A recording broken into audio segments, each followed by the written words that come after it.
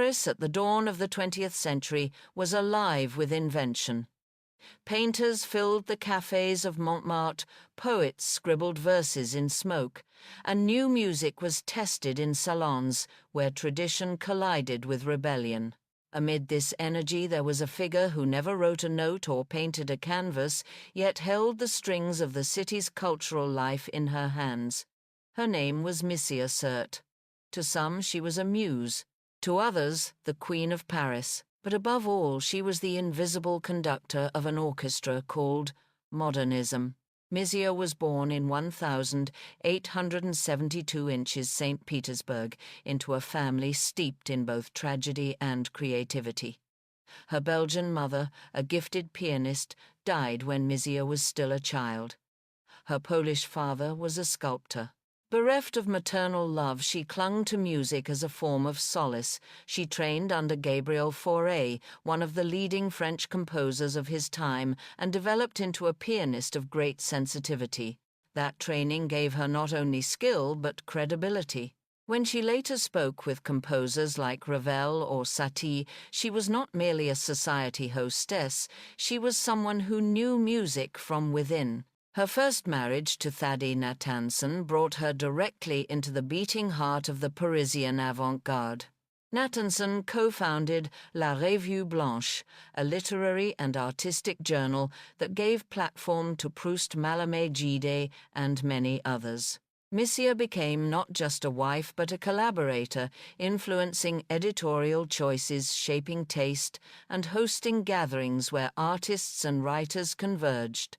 Renoir painted her, Vuillard portrayed her in dozens of canvases, Toulouse-Lautrec sketched her at the piano. She was more than inspiration, she was documentation, an icon fixed onto the canvas of fin de siècle Paris. Yet marriages came and went.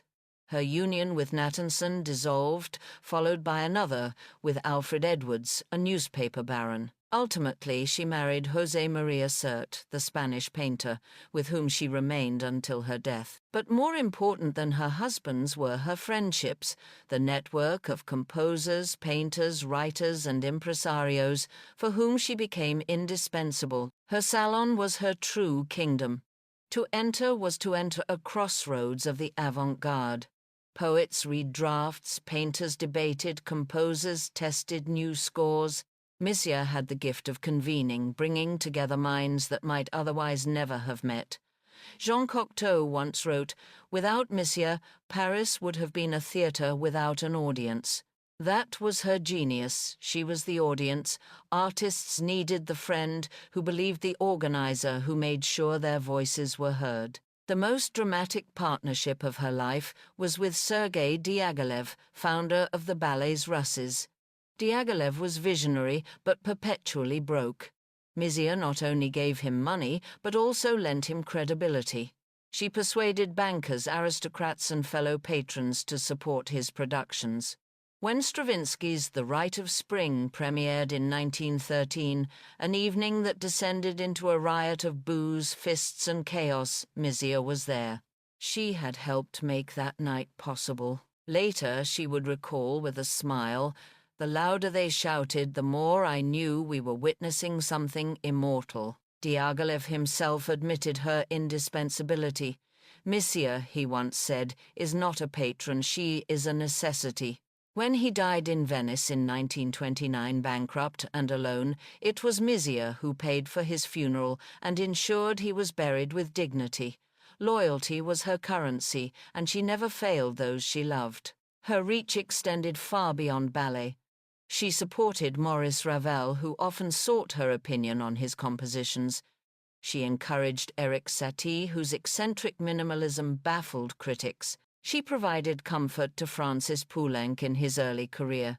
Ravel once confided to a friend, "Misia hears what others miss. She listens not only with her ears but with her heart." For composers, such support was priceless. Her influence touched literature as well. Marcel Proust based elements of his Duchesse de Guermantes on Misia, seeing in her a blend of elegance, wit, and power. He once wrote in a letter, "To know Misia is to understand Paris." She was not only inspiration but validation. If Misia welcomed you into her circle, you belonged to the avant-garde. Painters, too, adored her. Renoir painted her luminous features, Vuillard painted her in countless interiors, Bonnard sketched her presence, Picasso and Cocteau debated in her living room, Coco Chanel found in her a kindred spirit, a model of female independence and taste. Chanel later remarked, "Misia taught me that elegance was not about clothes, it was about courage." But Misia's life was not without shadows. Her marriages brought wealth but also betrayal. She suffered heartbreaks and disappointments. Later, she fell into morphine addiction, first prescribed medically and then sustained by habit. Even in decline, however, she remained fascinating. Artists visited her friends, confided in her, and her apartment continued to echo with conversation and music. What distinguished Misia from other muses was her agency. Too often history reduces muses to passive beauties, objects of desire. Misia overturned that stereotype. She was muse, yes, but also producer, financier, connector, strategist. Cocteau said it best, Misia was not a portrait to be painted. She was the brush that painted all of us. Her legacy is immense, though often invisible.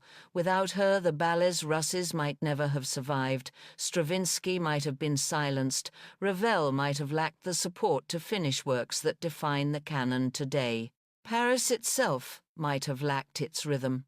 She orchestrated in the truest sense, not writing the notes, but ensuring the symphony played on. From her story we can extract lessons that resonate still. First, culture is not only made by creators, but by those who connect them. Second, loyalty to artists in their darkest hours can shape the destiny of art. And third, to be a muse is not to be passive. It is to be active, to organize, to believe, to orchestrate. When Misia died in 1950, Paris mourned quietly, for by then the city had changed. Yet for those who remembered, she was unforgettable. Picasso sketched her in old age. Chanel wept for her loss. Cocteau summed it up in a single phrase. Without Misia, there would have been no Paris. She was not the Queen of France, but she was the queen of its art. And like any great conductor, she never appeared in the score, but without her the music could not have been played. From the clattering rhythm of a sewing machine in America to the shimmering chords of Parisian salons, the story of Winnaretta Singer is one of the most improbable yet decisive journeys in cultural history. She was born in Yonkers, New York in 1865, the 20th child of Isaac Merritt Singer, the industrial magnate, whose invention of the Singer sewing machine transformed domestic labor across the globe. Isaac Singer died when she was only a child, but his fortune was immense, and his offspring, over 24 children, was spread across continents. Among them, Winnaretta inherited not only unimaginable wealth, but also an outsider's perspective. She was American by birth, raised partly in Europe, and destined to navigate between worlds. Inheriting millions at the age of 21, she could have chosen the path of so many heiresses before her lavish parties, jewels, yachts, and a public reputation of elegance without consequence. But Winnaretta's life was not to be one of passive consumption. From her earliest years, she showed an unusual seriousness of mind. She played piano and organ-studied music theory and developed a passion for architecture and painting. She was not a woman who wanted to decorate a room. She wanted to shape the very culture that filled it. Yet the late 19th century was a difficult place for a woman who loved other women. Homosexuality was taboo, female independence was restricted, and aristocratic society expected wives to play their roles quietly. To protect herself and create space for her true identity, Winnaretta entered into marriages of convenience. Her first, at age 22, was with Prince Louis d'Esquimont-Béliard, but the union was annulled quickly after the wedding. Her second marriage was to Prince Edmond de Polignac, a French nobleman, composer, and homosexual himself. It was a marriage based on mutual understanding. Each could preserve appearances while living more authentically in private. The marriage gave her the title Princess de Polignac, which would become legendary in the Parisian cultural world. It also gave her access to networks of aristocracy and intellectual life in France, but unlike many of her peers, she used her salon not as a display of wealth, but as a crucible of innovation. Her Parisian home on Avenue Henri Martin was no ordinary residence. It was a space carefully designed to merge grandeur with intimacy, with a salon perfectly suited for chamber concerts. To enter was to step into a world where boundaries dissolved. Aristocrats conversed with radical artists, composers, tested daring harmonies before audiences that included the great writers and painters of their age. Unlike the stiff formality of opera houses, the Polignac salon was alive, unpredictable, experimental. Their new music could be heard without fear of ridicule because Winnaretta's patronage gave it legitimacy. Claude Debussy was among those who benefited from her faith. At a time when his impressionistic harmonies were considered dangerously unstable, she provided the setting and the financial support for performances that would later define a generation. Maurice Ravel, too, was indebted to her. When he composed Pavane pour un infante defunt, the pavane for a dead princess, it was first performed in her salon under her patronage. The haunting elegance of its melody echoed through her drawing room before it became one of the most cherished works in the classical repertoire. Winaretta understood the symbolism. She was not merely a hostess, she was midwife to a new sound, a new century. Perhaps her greatest act of courage was her support for Igor Stravinsky. After the Russian Revolution, Stravinsky found himself exiled financially, desperate, struggling to sustain his family and his career. While many turned their backs, viewing him as politically inconvenient or artistically dangerous, Winaretta extended lifelines. She commissioned works, arranged performances, and ensured that his music could be heard in Paris and beyond. Without her, it is possible that masterpieces such as Les Noces or his later symphonies might never have been realized. She also believed in the eccentric genius of Erik Satie. At the time, Satie was often mocked as a marginal figure, a composer of odd, repetitive miniatures with titles like Three Pieces in the Shape of a Pear. Critics laughed, musicians dismissed him. But Winaretta saw something radical in his simplicity, a stripping away of pomp that pointed toward the future of music. By commissioning and performing his works, she gave him the credibility he lacked. Her willingness to take risks with Satie was a statement. Art is not about pleasing the present, but shaping what is to come. The list of names touched by her salon is astonishing. Gabriel Fauré conducted there. Darius Milhaud and Francis Poulenc, members of the group known as Les Six, found encouragement there. Manuel de Falla, Nadia Boulanger, and others all crossed the threshold of her Avenue Henri Martin residence. But it was not only musicians. Writers such as Marcel Proust, Jean Cocteau, and Paul Valéry mingled with painters like Pablo Picasso. For a brief, dazzling moment, her salon was the epicenter of avant-garde Europe. In one room, modernism in music, literature, and art conversed, collided, and conspired. What drove her was not vanity, but vision. Winaretta believed that art was not decoration, it was civilization. Where many patrons treated artists as entertainers for their soirees, she treated them as prophets. She did not expect flattery in return, she expected them to risk themselves. This philosophy set her apart from the countless rich socialites of Paris. Her patronage was an act of faith in the unknown. She believed that art's future had to be built, and that wealth, when used correctly, could be the scaffolding. It is tempting to view her merely as a generous benefactor, but that flattens the depth of her impact. In truth, she was an architect of cultural infrastructure. Her commissions provided financial stability at critical moments. Her salon created audiences willing to listen before the wider public could. Her endorsement gave credibility to works that would otherwise have been discarded. She proved that genius needs ecosystems and that money far from corrupting art can liberate it if placed in the right hands. There is also something profoundly subversive in her story. She was a lesbian woman in a society that denied her identity. She was an heiress to industrial capitalism who rejected frivolity. She was a princess who wielded her title not to secure power over others, but to empower voices that society wanted silenced. In her we see how personal marginality can become cultural strength. Excluded from certain roles, she invented her own, the princess of modern music. As the 20th century unfolded, the works she had nurtured became canonical. Debussy's Impressionism, once considered dangerous, became standard in conservatories. Ravel's Pavané, born in her salon, is now heard worldwide. Stravinsky's rhythms reshaped ballet and orchestral music. Satie's minimalism prefigured everything from modern film scores to ambient music. The soundscape of our world-disjointed experimental hybrid carries her fingerprint, though most listeners have never heard her name. Her myth-busting truth is simple genius is not solitary.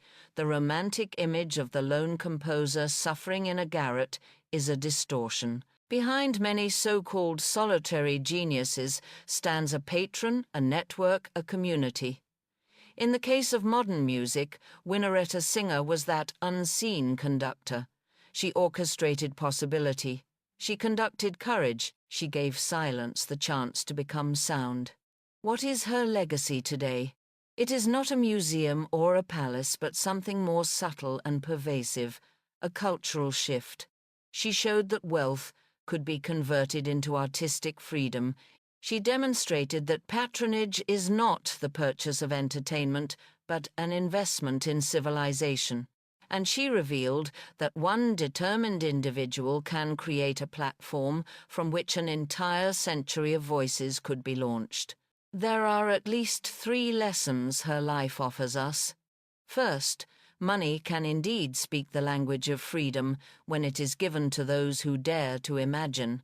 Second, cultural investment is not about predicting what will be popular, but about nurturing what seems impossible. And third, even a single room, a salon in Paris, can change the destiny of music worldwide. Imagine the world without her interventions, no early performances of Debussy's daring harmonies, no commissions for Ravel's fragile beauty, no refuge for Stravinsky, no validation for Satie. The 20th century's music might have sounded entirely different.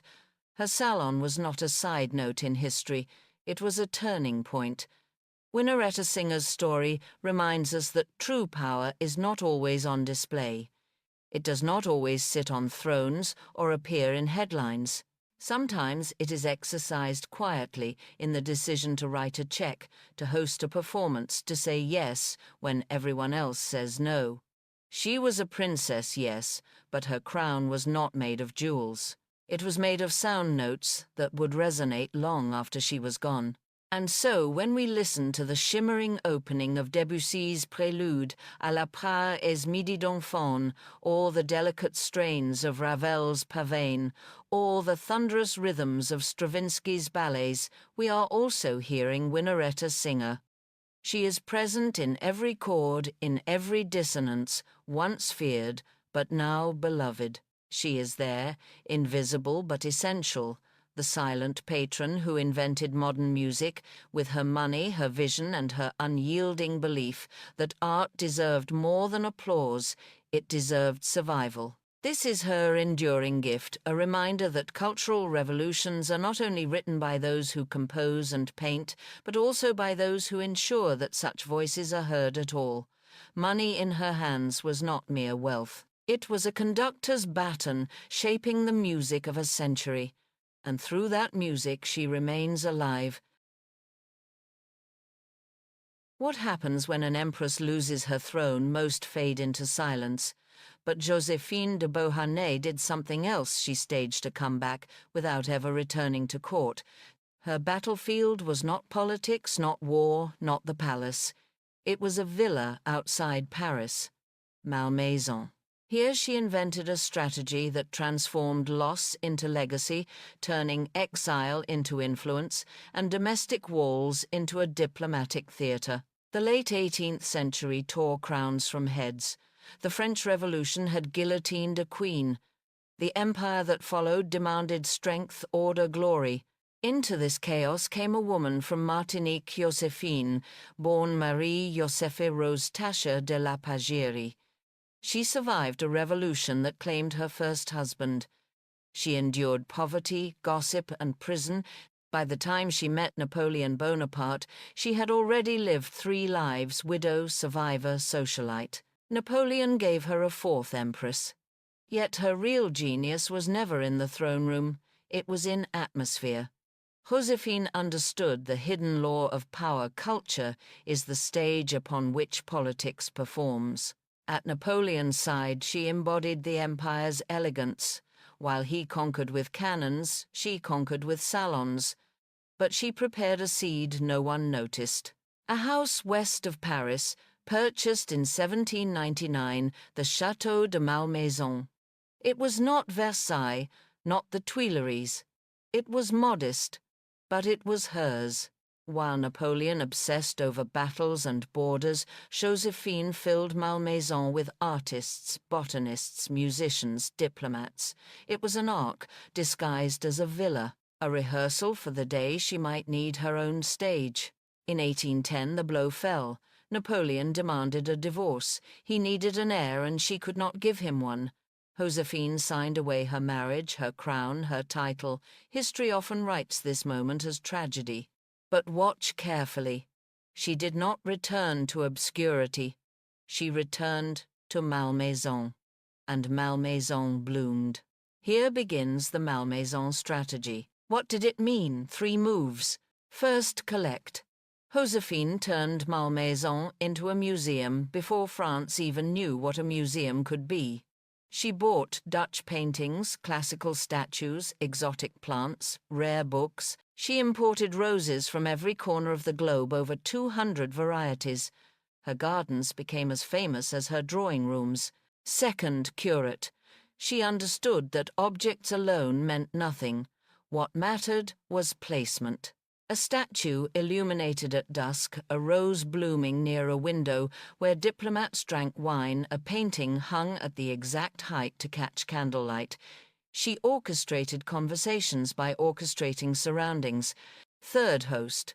At Malmaison, every evening was diplomacy disguised as leisure.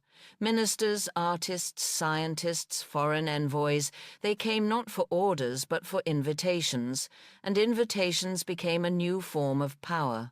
In a fractured France, Joséphine built unity through beauty. This was no retreat. This was strategy. By the time Napoleon remarried and his empire reached its height, Malmaison had already stolen attention. In Paris, politics shouted. At Malmaison, culture whispered, and whispers outlast noise. Visitors left speaking of Joséphine's taste, her roses, her effortless authority. She had no throne yet. Every guest felt they had entered a capital. When war finally consumed Napoleon, when his empire cracked, Malmaison remained standing. It was Joséphine's quiet triumph to lose the empire but keep the legacy. History too often calls her Napoleon's ornament, a beautiful decoration beside ambition, but Malmaison proves otherwise. No ornament collects an empire's art. No ornament builds the most famous rose garden in Europe. No ornament turns a private villa into a cultural embassy. Joséphine was not decoration. She was design, not an accessory, but a strategist. When Joséphine died in 1814, Malmaison was already legend. Her collections scattered her roses, replanted her influence, absorbed by the city she loved. But her method outlived her. Malmaison showed that exile need not mean absence. It can mean invention. 3 lessons remain. First, Curate your environment. Power is not only in people, it is in places. Second, build a new stage when the old one collapses. Thrones may vanish, but audiences remain. Third, use culture as strategy. Armies fade. Styles endure. Josephine de Beauharnais, once empress, later exile, remains above all an architect of atmosphere. Her malmaison strategy whispers across centuries, lose the crown if you must, but never lose the stage. Because the stage is where history listens. What does it mean to choose exile? For a queen, it means stepping off the map, only to redraw it with ink made of music, marble, and flame. In 1654, Christina of Sweden lifted a crown from her own head and set it down like a stage prop. She would leave the northern snow, cross the Alps, and arrive in Rome, not as a refugee, but as an impresario. She did not carry regiments. She carried a repertoire. She had been trained like a prince, languages, philosophy, statecraft, hunting, fencing. Her tutors poured a library into a young mind that loved the noise of ideas more than the silence of protocol. She inherited a kingdom in the wake of the 30 Years' War, an age when Europe bled and learned to love ceremony because it soothed the wound. From childhood, Christina understood the secret of power in a theatrical century. A mind needs a stage. So when she decided to abdicate, stunning her court, shocking her Protestant allies, electrifying the rumor mills from Hamburg to Madrid, she was not stepping into absence. She was stepping into a larger audience. She passed the crown to her cousin. She prepared a new script. The journey south was a procession of whispers. Why would a queen give away a throne? Why Rome? Because the city had a talent for turning contradictions into monuments. With every mile, Christina stripped away one identity and tried on another philosopher queen, Catholic convert, patron, collector, the sovereign of a court without borders. She crossed into Italy under winter skies and found in stone what she wanted for herself, permanence. Rome knows how to greet a drama. When Christina entered the city, advent calendars of bells were rung, torches lifted, balconies draped. The streets became a ceremonial corridor. Artists staged allegories in which the northern star met the Mediterranean sun.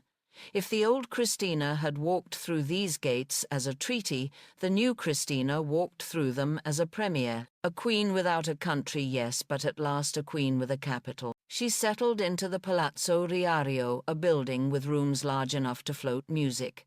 There, her household was remixed into a cultural engine. The great hall became a theatre. Musicians were paid not as servants but as protagonists. Composers found deadlines. Dancers found stairs that wanted to be descended. Philosophers were given corners to argue in.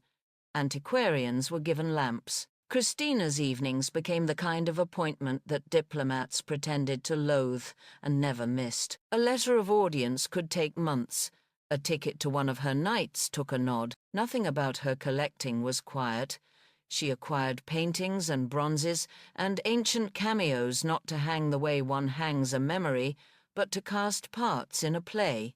A Roman torso might be placed so that a visitor turned his head at the perfect moment in a conversation about courage. A portrait might be hung opposite a window so that light rehearsed with it at 5 in the afternoon. She valued provenance, yes, but above that she valued effect, the way an object could redirect the conversation as surely as a shift of key in the orchestra pit. If patronage in the Renaissance meant underwriting a work, patronage in Christina's Rome meant orchestrating circumstances.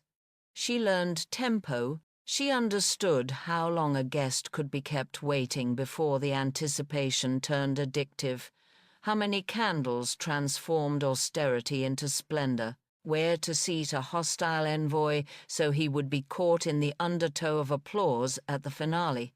People called her Regina senza regno, the queen without a kingdom. She smiled. She had a currency they could spend nowhere else attention. Her life, however, kept a shadow in the wings. Exile is not freedom without friction, it is freedom with friction. The scandal in France and execution ordered within the walls of Fontainebleau followed her like the smell of smoke in a theatre long after the audience had left. The story changed shape, as all stories do, swelling when enemies needed it, shrinking when friends spoke her name. What matters for our stage tonight is this: Christina understood that reputations do not die under attack, they die in silence. She answered with spectacle. If something darkened her name in one capital, she lighted it in another, and Rome helped. The city welcomed her with pageants that translated biography into allegory. The queen is the star, the city is the sky. Poets minted verses, sculptors shaped marble vortices of hair and cloth that seemed to move when the candelabra trembled. She became the subject of portraits and orations, but also the author of Rooms, a place where a corridor opened onto a surprise performance, a landing where singers waited like ambushes, a window framed so that the Tiber looked like a ribbon laid across the room by an invisible hand. Christina's court prized conversation as much as composition. She wanted minds that met like flint. Musicians played not only to impress the queen, but to contradict one another in front of her. A violin part might argue with a trumpet, the way two philosophers argue with syllogisms. She brought together men and women who normally belonged to rival circles and made rivalry a genre. If the Papal States were ruled by liturgy, Christina's apartment was ruled by curiosity. Her collecting followed the same logic. Works of the ancient world sat beside early modern virtuosity, not to be compared, but to be activated. A Greek coin might be placed in a tray at supper as a conversation starter about sovereignty. A fragment of a marble hand might rest on a table like an invitation to touch what time cannot destroy. She assembled a library to mirror the city's confluence of tongues. Books were not arranged by author, but by occasion: what to read before a masque, what to quote in the presence of a learned Jesuit, what to lend to a poet, because lending is a way of commissioning. Composers felt the pull of her gravity. Some dedicated works to her not because flattery was cheap, but because flattery is sometimes a form of relief. One sings the name that fills the hall. Instrumental music in Rome ripened under her roof, sleek with virtuosity, heated by competition. There were winter nights when the bow hairs of the violins seemed to smoke. A guest might leave convinced that he had heard not a program but a policy. Rome again is the capital of Europe, not through armies but through art. What did Christina believe? She believed that power is as much arrangement as it is authority.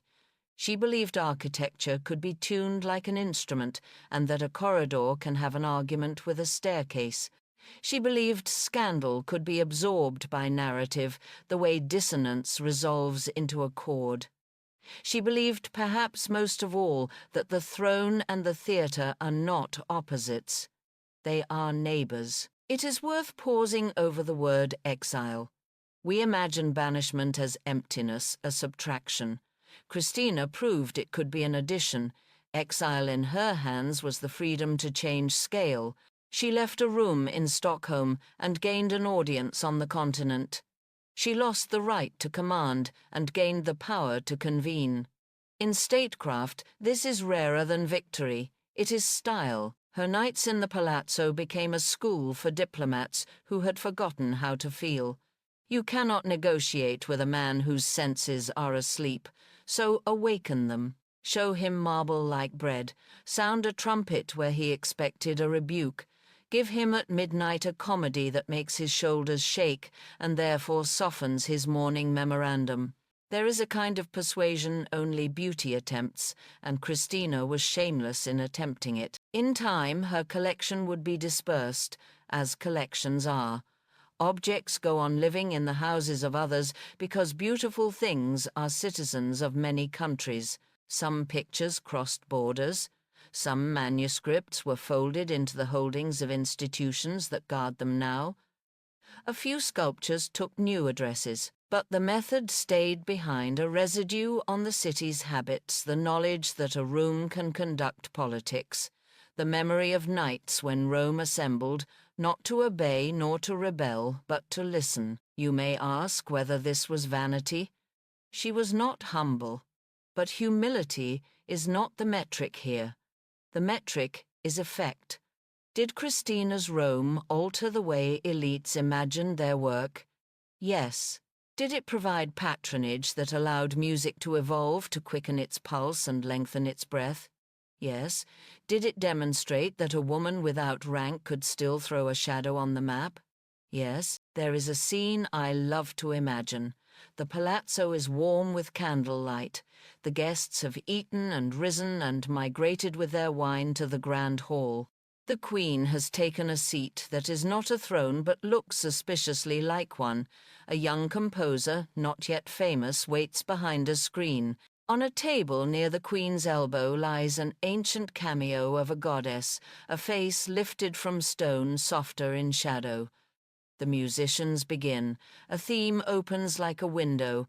A figure, perhaps an allegorical entrant, perhaps a living dancer, crosses the floor toward the Queen, and for 5 minutes everyone forgets their languages. When the final cadence lands, it lands on Christina's smile, and that smile is a decision this man will be heard again. And because she has decided, Rome will decide, and then Europe. Power, at its best, is a circulation of permission. She gave permission to talent to meet opportunity. She gave permission to rooms to be rooms again instead of offices. She gave permission to herself to be large in public, without apologizing for having once worn a crown. We live now in a century that pretends the stage is everywhere, because screens are everywhere. But stages are not surfaces, they are contexts. Christina would have detested our laziness about context. She would have made us come to the palazzo sweat under the candles, listen past midnight, and talk with the enemy until he laughed. She would have cured us of the superstition that attention is cheap because it is measurable. She knew that attention is rare because it is human. What can we take from her? 3 things at least. First, stage the mind. If you have ideas, build them a room. Do not expect the world to host them politely. Host them yourself. Second, curate networks. A collection of objects means nothing without a collection of relationships. Third, exile to center. When you are pushed out, step sideways into a new circle and compel gravity to follow. Christina of Sweden did not withdraw from history. What if a painting were not simply decoration, but a lever of power? What if a room of paintings could steer politics, reshape alliances, and even decide the fate of a city? In the year 1500, at the height of the Italian wars, a woman sat down to write to Leonardo da Vinci. She did not ask for an autograph. She did not beg for a token of his genius. She wrote to commission leverage. Her name was Isabella d'Este, and her private chamber in Mantua, the celebrated studiolo, glowed with the warmth of gilded wood and oil paint. But it was not a retreat for leisure. It was a control room, a carefully designed theatre, where objects and images were deployed as instruments of persuasion. To understand Isabella, one must first understand the map she faced. Mantua was small, surrounded by giants. To the east, Venice ruled the seas and commanded trade.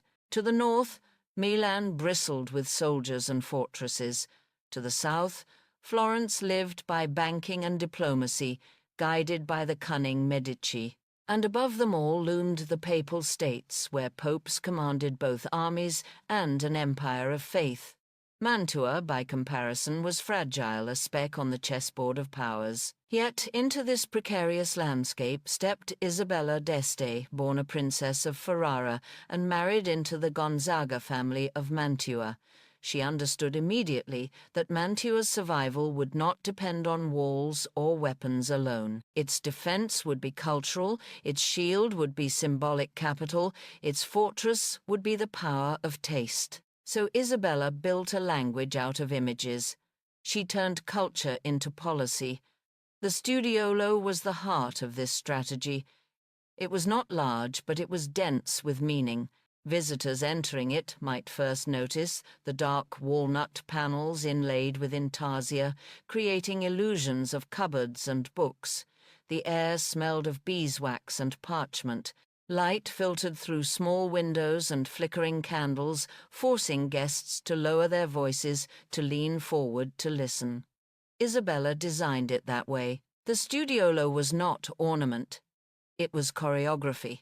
Every object, every picture, every antique cameo in the room was a word in a carefully edited sentence, and together these sentences formed arguments about Mantua, its dignity, its alliances, its rightful place among the great states of Italy.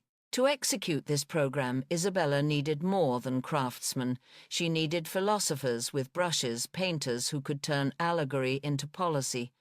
She found such a partner in Andrea Mantegna Mantua's court painter.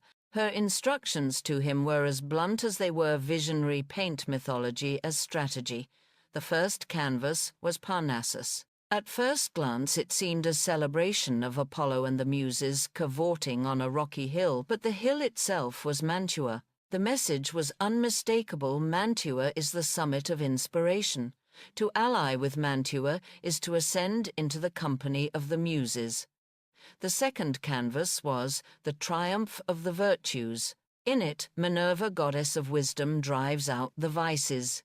Reason defeats appetite. Calculation overcomes impulse. This was not a decorative fable. It was a constitution painted in oil. It declared that here in Mantua virtue rules, intellect governs policy, and disorder is banished. To walk into the studiolo and look upon these works was not to be entertained. It was to be instructed. These were not pictures. They were commands. But art, no matter how beautiful, does not float above history. War was tearing Italy apart. Alliances fractured cities, changed sides overnight, and Isabella's husband, Francesco Gonzaga, was captured in battle. Mantua itself seemed on the verge of collapse. Yet Isabella did not panic. She negotiated. She wrote letters to princes and envoys. She hosted emissaries, weighing every gift and every phrase. And while other nobles sold off their treasures to pay ransoms, Isabella acquired. She bought Roman cameos, coins, and bronzes, placing them in her studiolo, like evidence in a courtroom. A Julius Caesar cameo on the table said, more than a speech, Mantua negotiates not only with generals but with history itself. To converse with Isabella was to sit across from Caesar, Minerva, Apollo, and the entire authority of antiquity. In this way she kept her city intact and kept the studiolo lit even in the darkest hours. Her genius was not improvisation but method, a repeatable system of power. She had 5 steps. First, commission with a thesis. Every image must serve a policy goal. A painting was not decoration, it was a directive. Second, buy in cycles. One work may be dismissed as curiosity, but a sequence reads like a sentence. Isabella built narratives through series of works. Third, set a hard, brief respect, genius, but lead the agenda. Her letters to Leonardo specified the pose, the instrument, even the tone she desired. Fourth, use antiquities as notarized evidence. A cameo, a coin, a bust carried the authority of centuries. It was as though history itself had signed her argument. And fifth, never mistake taste for vanity. Taste was not frivolous. Taste was infrastructure as essential to governance as walls or treaties. Her exchange with Leonardo da Vinci reveals this method in action. Isabella wanted a finished portrait, a polished oil painting ready to display. Leonardo, elusive and enigmatic, gave her something else, a cartoon, a drawing of breathtaking beauty. At first glance, a disappointment. But Isabella understood the deeper power. The drawing, widely copied, created something larger than a single canvas. It created the idea of Isabella, the idea of a woman who could command Leonardo's attention, who could negotiate with genius on equal terms. This was not a failure, but a weapon of a different kind. Influence unbound, from canvas reputation multiplied across Europe, yet myths about her persist. Some say she collected only to flaunt wealth. False. Her collections were not trophies but arguments. Others claim she stood behind men powerless. Wrong. When her husband was imprisoned, she ruled. She ransomed, she commanded troops, she realigned alliances, she steered Mantua through chaos. For her art was both mask and strike. It concealed ambition while delivering blows. Isabella died in 1539, but her studiolo remained a time capsule whispering lessons across centuries.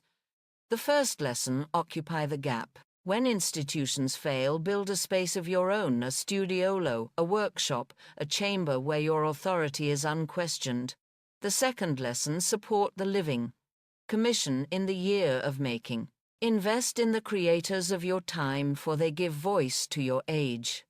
The third lesson: curate as sentences. Do not collect at random. Arrange and edit until your narrative is unmistakable, until your will is legible. Stand under Minerva's gaze, and you will hear the same verdict heard 500 years ago. Taste is not frivolous. Taste is power edited. Why does Isabella matter today? Because we still live in a world where images steer politics. A photograph can swing an election. A meme can move markets. A backdrop at a press conference can send a message as deliberate as a Mantegna allegory. Isabella reminds us that this is not new. She mastered the grammar of images before mass media existed. She teaches us that to survive between giants, you must speak a language larger than your size. Her studiolo was small. Her influence was vast. So tonight, as you look at the walls of your own room, ask yourself what hangs there. Are they random decorations, or are they sentences in the story you want to tell? You do not need a palace to build a studiolo. You need intent. You need a thesis. You need the courage to turn beauty into infrastructure. Isabella d'Este did it 500 years ago. She defended a city with paintings negotiated with emperors, using cameos, and outlasted war with a chamber full of arguments. She leaves us with this quiet command: edit your world, compose your narrative, build your studiolo. For 34 years on the throne, Catherine the Great expanded Russia's empire to the Black Sea and transformed it into a true European power. Yet what secured her legend was not only armies and treaties, it was art. Her most enduring legacy is the Hermitage, a museum born from passion, intellect, and strategy, crafted by an empress who understood that culture could be as powerful as war. This is not just the story of a monarch. It is the journey of a foreign bride who became Empress of Russia, an outsider who faced suspicion, intrigue, and betrayal, but who turned art into politics and a museum into a declaration of civilization. The year is 1729. In the small Prussian town of Stettin, a girl named Sophia Frederica Auguste is born. No one imagines this princess from a minor German principality will one day rule the largest empire on earth. Her childhood is modest, yet marked by sharp intelligence and an insatiable hunger for books. She devours philosophy, languages, and history. Even before fate intervenes, she is preparing herself for something greater. That fate arrives when Sophia is chosen to marry Peter, heir to the Russian throne. She is just 14 when she travels to a land so vast, so foreign, that it feels like another world. She learns Russian with relentless discipline, converts to the Orthodox faith, and takes a new name, Catherine. But her new life is anything but secure. At court, she is treated with suspicion as a foreigner. Her marriage to Peter is fraught with unhappiness and humiliation. Yet Catherine does not surrender. In the quiet of her chambers, she immerses herself in Voltaire, Montesquieu, and Diderot. From their words, she draws conviction. An empire cannot survive on bayonets alone. It must be enlightened, educated, and cultured. These nights of study will become the foundation of her reign. Then comes the turning point. In 1762, Peter III becomes Tsar. His rule is weak, erratic, disconnected from the needs of his people. Within 6 months, Catherine moves decisively. She orchestrates a nearly bloodless coup. Peter is deposed. Catherine ascends the throne. Europe is stunned. A German-born woman has seized the crown of Russia. From that day forward, she must prove she is not a usurper, but the rightful architect of Russia's destiny. While most rulers cement power through wars, Catherine sees another path. She understands that true greatness requires culture. She begins corresponding with Europe's greatest minds. Voltaire hails her as a philosopher on the throne. Diderot dreams of her as a sovereign who might realize the Enlightenment's ideals. These relationships strengthen her legitimacy abroad, but they also shape her vision of Russia's future. The seed of that vision takes root in 1764. Catherine acquires 225 paintings from a Berlin merchant. She houses them in a small chamber of the Winter Palace and calls it the Hermitage, a retreat, a place of solitude. At first it is modest, but in that modesty lies the origin of one of the world's greatest museums. From that chamber the Hermitage grows relentlessly. Catherine purchases entire collections from across Europe. Dutch masters Rembrandt, Rubens, Van Dyck. Italian treasures Raphael, Titian, Giorgione, ancient Greek and Roman sculptures, tens of thousands of books. Each acquisition is not indulgence but strategy. Each work is a building block in the architecture of an enlightened empire. Within 2 decades, her collection grows to more than 4,000 paintings, 38,000 books, and thousands of sculptures and jewels. The Hermitage is no longer a retreat. It is a palace of art, dazzling envoys and nobles alike. Those who enter its halls leave not only impressed, but transformed. The message is undeniable. Russia is no longer a distant, barbaric frontier. Russia stands among the enlightened powers of Europe. Critics, then and now, have said Catherine's collecting was vanity, an extravagance of a vain monarch. But the truth is far sharper. Catherine wielded art as a weapon. If armies expanded borders, art expanded respect. Where swords demanded obedience, paintings commanded admiration. The Hermitage was her soft power, a force that compelled Europe to acknowledge Russia's place at the table of civilization. Her collecting was also personal. In these works she found solace and affirmation. She once wrote that she needed to create a paradise within 4 walls. The Hermitage was that paradise, a space where she could retreat, reflect, and remind herself of her vision. Yet she was always aware that this private paradise was also a public declaration. The ambassadors who walked its halls saw more than paintings. They saw legitimacy, intellect, and power. By the time Catherine died in 1796, she had left behind not only a stronger empire, but a cultural beacon. The Hermitage had already become one of Europe's greatest collections. Today it houses over 3 million works. From Leonardo da Vinci to Matisse, from Raphael to Picasso. But at its core remains the vision of a single woman who dared to believe art could be as powerful as war. From Catherine's life 3 lessons remain. First, soft power outlasts hard power. Battles may redraw maps, but culture redraws memory. Second, culture is never just beauty. It is strategy, it is legitimacy, it is persuasion. And third, one woman can rewrite history not only with armies and crowns, but with books, ideas, and canvases. So when you walk through the Hermitage today, amid its gilded halls and endless galleries, remember that it began with a single woman's conviction. A foreign bride who arrived in Russia unwanted, who seized a throne against all odds, and who built an empire not only of land but of culture. If you believe true power lies not just in borders and battles but in art and memory, then Catherine the Great's story still speaks to you. Her legacy shines not only in the grandeur of street, Petersburg, but in the enduring truth that beauty can rule as firmly as steel. New York, January 5, 1943. A sign on West 57th Street reads, "Exhibition by 31 women. It is not a slogan, it is a line in the sand." Inside, 31 voices step into the light at once.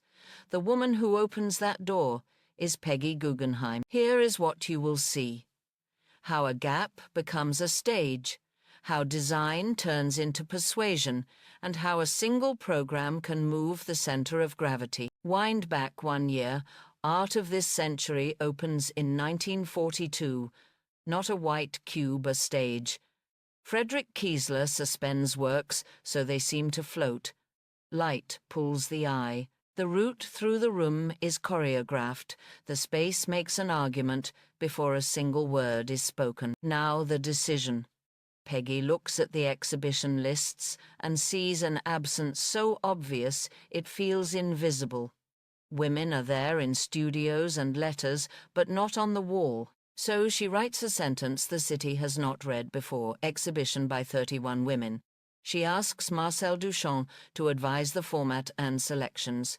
Then she commits the room. The title does not hedge. It does not ask permission. It simply names who is speaking and then lets the work speak. Open the doors and watch the mixture. Abstraction beside surrealism. Europe beside America. Names you know beside names you should have known sooner: Frida Kahlo and Leonora Carrington. Leonore Feeney and Merritt Oppenheim. Dorothea Tanning and Louise Nevelson. Hedda Stern. Kay Sage. Vieira da Silva. The point is not a single style. The point is range. Look at how the room teaches you to look. Pieces are paired to create friction. Scale shifts from intimate to emphatic. A corner becomes a hinge between ideas. What you meet is not a parade of frames, but a conversation you have to walk through. Design is doing the quiet work of persuasion. The city reacts. Some critics squint for labels. Is this a stunt? Is it a manifesto? Peggy declines the trap. She centers the work and lets the audience do the naming. Attendance rises. The list of artists circulates. A curtain that had been half drawn for decades moves a little more open. And it does not end at one night. 2 years later, she returns with The Women, 1945, extending the argument. Meanwhile, the same gallery launches Jackson Pollock into his first solo show and commissions Mural. This is the method: build a runway, not a headline. Make it a program, not an exception. Why does this matter now? Because habits outlive evidence. Institutions repeat what they have already seen. Peggy's move breaks a loop without breaking the audience. She uses the tools of a patron money-space schedule and aims them at a gap everyone pretends not to see. She does not wait for the market to invent demand. She manufactures the conditions in which demand can hear itself. Think of what the title does to your expectations. Exhibition by 31 women. You enter prepared for a single note. You leave with a chord. The show refuses the idea of the woman artist as a genre. It replaces the cliché with a map. What lingers after the posters come down is a procedure anyone can use. Find the empty lane. Design the encounter, not just the wall. Repeat until a novelty becomes a habit. 3 takeaways clean. 1. Occupy the gap. If the lane does not exist, stripe it and drive. 2. Design is persuasion. Sightlines, height, pacing the room, writes the subtext. 3. Make it a program. One night argues. A sequence convinces. If you were standing on West 57th in January 1943, would you hang that sign? Would you take the risk of clarity, A or B, occupy the gap, or wait for consensus? And if you ran your own version today, which 3 names would you put on the wall first?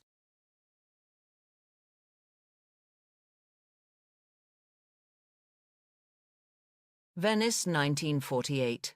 One nation doesn't show up. The Greek pavilion stands empty. A private collector is invited to fill it. She hangs 136 works in 3 days, and modern art walks back into Europe like it owns the stage. This isn't a museum press release. This is Peggy Guggenheim. What you'll take away, how she turned a vacancy into a victory, how design became persuasion, and why place, not just taste, can change the read of art. Before the doors open, rewind a few years, Paris 39 to 40. Peggy sets herself a rule: buy a picture a day. Cubists, surrealists, the unfashionable, the urgent. It isn't just collecting. It's salvage and a plan. The plan says, when the room is ready, be first through the door. The room is Venice. After the war, the Biennale returns. Pavilions expect safe choices. Then Rodolfo Pallochini makes a call: use the empty Greek pavilion, show the present tense. Peggy says yes. She brings the new with no apology: Brancusi and Kandinsky beside Miro and Klee. Early abstraction and surrealism. And a young American language Europe has barely heard pronounce itself. It's not nationalism. It's proof of life. For the build, she partners with Carlo Scarpa. Not a decorator, an architect of how you encounter a picture. Scarpa sketches routes, sightlines, heights. A Mondrian anchors a wall. Other works climb around it. Some pieces hang in corners, heresy then common sense now. Frames float. The gallery breathes. You don't walk past a row of rectangles. You climb a conversation, and the city watches. Critics file dispatches. Crowds queue. Someone calls it like popping a bottle of champagne after years of calling this art-degenerate Europe, suddenly sees it alive again. The scandal isn't the bodies or the colours. The scandal is clarity. Does a private eye belong in a national pavilion in 48? That's the question. Peggy's answer is blunt. If the nation won't introduce the future, I will. She is not there to flatter flags. She is there to switch on a century. Now the trick no one notices at first place. The Greek pavilion gives height and distance. Windows thresholds a cadence of rooms. Scarpa uses it all. The same painting shifts character when the architecture shifts the approach. Design doesn't just decorate. It argues. Zoom in on a corner. A Brancusi sits with a Miro. You step left, lines align. You step right, a color leaps. Scarpa is conducting. Peggy is programming. The audience is learning to look again. And outside the Giardini, Peggy is already thinking about a permanent home. In 1949, she buys the Palazzo Venier dei Leoni on the Grand Canal. 2 years later, she opens her doors free, 3 afternoons a week. A private address becomes a public habit. Venice doesn't just host art. Venice frames it. Myths pop up as they do. Anyone with money could have done that, except they didn't. Because money acquires. A patron orchestrates. A buyer fills walls. A patron builds context. Peggy's genius isn't just what she owns. It's where and how she makes you meet it. Another myth. It was all shock value. But shock ends at the door. What remains is sequence. The order you meet works in the scale. They command the dialogue that makes a Pollock read next to a Klee, or a Mondrian steady a room, while a Miro sets it spinning. This is curation as grammar. What changed after 48? Europe stopped treating the new like a rumor. Young artists saw a map and a standard. The Biennale remembered its job not to mirror consensus, but to introduce what consensus will later pretend it always loved. 3 takeaways clean. 1. Occupy the empty pavilion. Vacancies are invitations. If the stage is open, step on it. 2. Design is persuasion. Sightlines, height-pacing architecture, writes the subtext. 3. Place is soft power. Choose the room and you choose the reading. If you had the keys to an empty national pavilion, would you install a private collection and call it the present? A. Take the room. B. Wait for permission. Tell me A or B and which 3 works you'd hang first. What do you do when the biggest museum in your city says no New York 1929? Gertrude Vanderbilt Whitney offers more than 500 works of modern American art as a gift to the Metropolitan Museum of Art. The offer is declined. A door closes and a mandate opens. Here is what we'll trace tonight: why American artists needed a home of their own, how Gertrude built that home from the ground up, and why the Whitney's mission still sounds like a present tense. First, the person behind the name. Gertrude Vanderbilt Whitney wasn't just an heiress. She was a working sculptor and an insistent patron. In 1914, she set up the Whitney Studio in Greenwich Village, giving exhibition space and oxygen to living American artists who couldn't get a hearing in the academies. The goal wasn't decoration. It was circulation works moving into public view while their makers were alive. By 1929, her holdings had grown past 500 works. She tried the obvious route: donate them with a mandate to the Met. The answer, no, didn't end the project. It defined it. If an existing palace wouldn't make room for living American art, she would build a house where that art was the rule, not the exception. So she founded a museum. The Whitney Museum of American Art was established in 1930 and opened in 1931 on West 8th Street. On day one, its core was roughly 600 works from Gertrude's collection, enough to state a point without saying a word. The point was simple: the art of this country now. From the start, the Whitney wasn't just a repository, it was a program. It focused on living American artists, buying work in the year it was made, exhibiting it before consensus could sand the edges off. In 1932, the museum launched a recurring survey of the newest work, the show that would become the Whitney Biennial. The first director, Juliana Force, ran it with the urgency of someone building a bridge while people were already crossing. Why did Gertrude have to found the Whitney? Because American artists were undervalued by the institutions built for other traditions, and because waiting for acceptance would have meant losing a generation. The refusal from the Met wasn't a snub to sulk over. It was evidence that a distinct institution was necessary, one with a sharpened mandate and a door that swung open toward the studio, not the salon. Let's clear two myths.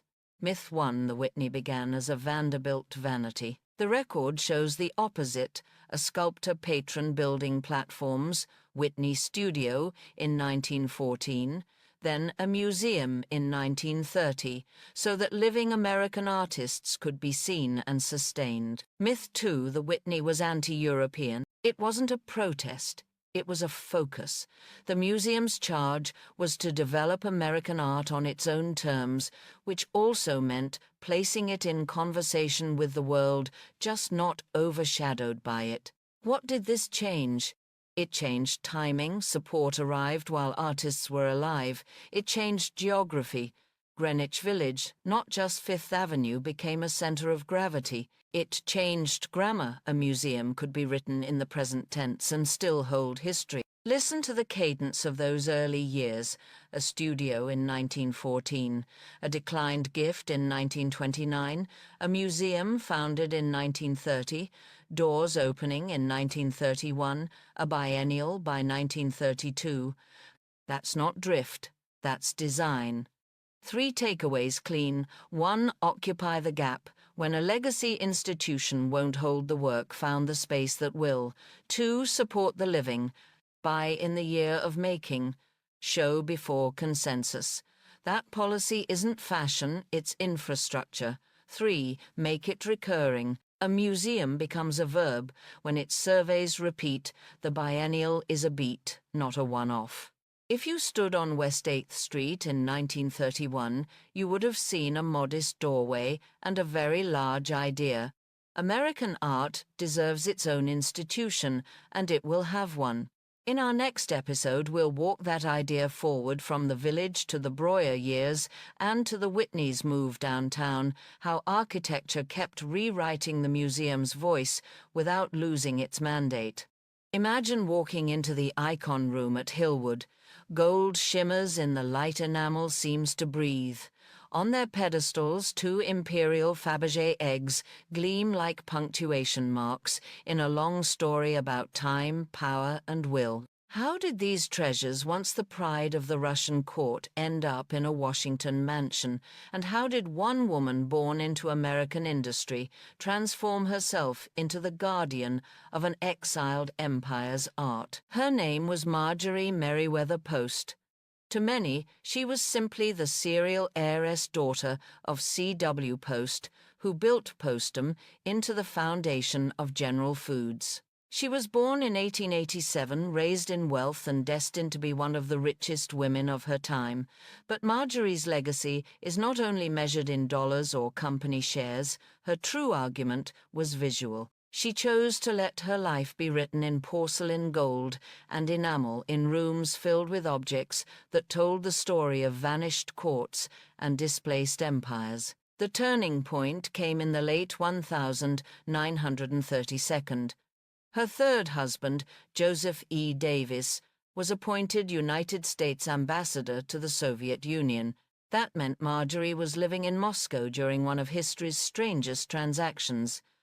The Soviet government, desperate for foreign currency, began selling off the treasures of the Romanovs. Palaces were emptied. Icons, silver, enamels, jewelry, all stripped from churches, aristocratic mansions and imperial storehouses were quietly placed on the market. For most foreigners, these objects were curiosities. For Marjorie, they were destiny. She had already trained her eye on French decorative arts, collecting Sèvres porcelain and 18th-century treasures. When she saw the Russian objects, she recognized their quality instantly. This was not random shopping, it was a strategy. She had access through her diplomatic position.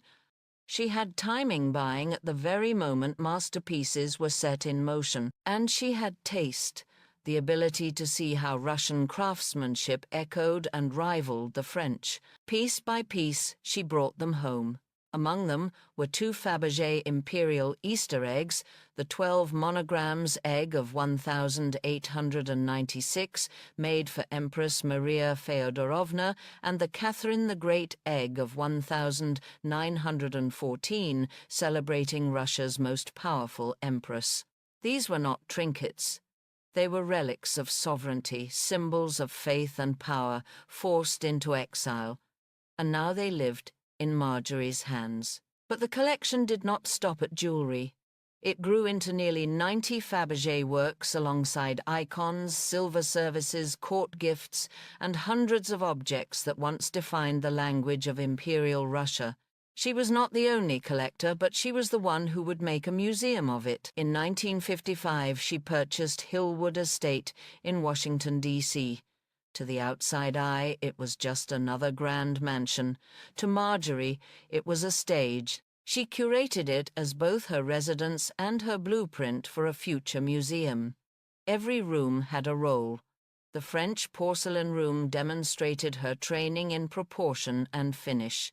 The icon room rephrased that training in Russian gold enamel liturgical splendor, all set as if the Orthodox court had been reassembled in Washington. Hillwood was not decoration. It was an argument. Marjorie knew her role was temporary. She believed herself a custodian, not an owner. Her plan was to give Hillwood to the Smithsonian to ensure it would live on as a museum. When that arrangement failed, her foundation stepped in. In 1977, 2 decades after she purchased the estate, Hillwood opened to the public. A private home became a civic institution. Her vision became real. So what do these objects mean beyond their beauty? They tell us about the mechanics of power, a government selling its past, dealers translating value across borders, collectors anchoring displaced culture in new settings. It is soft power in reverse. Not a nation sending art abroad, but a citizen creating a stage so exiled culture could still be seen. The lesson is clear. Timing is leverage. When history releases its treasures, someone must preserve them before they vanish. A house can be a museum. When designed with intention, rooms can argue, not just decorate, And most importantly, collections reach maturity only when the front door opens. A treasure hoarded is a story silenced. A treasure shared becomes a story retold. Stand again in the icon room. Look at the Fabergé eggs glowing under glass. They are not just art objects. They are markers of diplomacy, commerce, and taste. They chart a journey from the palaces of St. Petersburg through the storerooms of the Soviet state, across the Atlantic, and into a Washington mansion where the public can still see them today. Marjorie Merriweather Post did not simply buy, she built. She built a house, a museum, and above all, a promise that the treasures of an empire would not disappear into private vaults. That beauty, even when torn from its homeland, could still speak. And that one woman's vision could turn exile into permanence. Pause, soft close. In the shimmer of enamel and gold, in the silence of Hillwood's rooms, her promise still stands.